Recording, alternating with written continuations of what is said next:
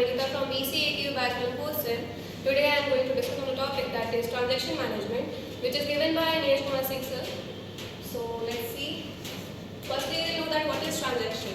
A transaction is a logical unit of work that comprises one or more database operations like read or write. It is typically defined by the application and should either be executed completely or not. That means rollback.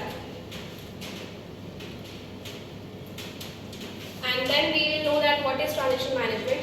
Transaction management in DBMS refers to management of transaction that ensures the integrity and consistency of a database despite concurrent access and failures. And in transaction management, there is a property that is known as FA property. So each letter have a different meaning. So as we can see here, A for atomicity, or C for consistency, I for isolation, and D for durability. Now we'll know what is atomicity. Ensures that either all operations in the transaction are executed or not. That means if any part of the transaction is phased, the entire transaction will be rolled back. That means we have to start from the initial stage. Consistency, transaction bring the database from one consistent state to another. Integrity constraint and the other rules are enforced throughout the transaction execution. Now we have the third property, that is isolation.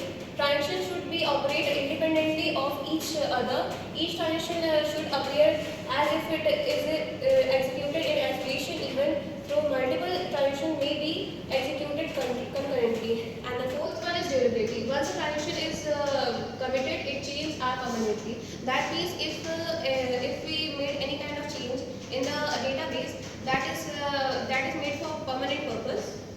And survive system failures. The changes are stored in the non-volatile memory, usually disk, and are not lost.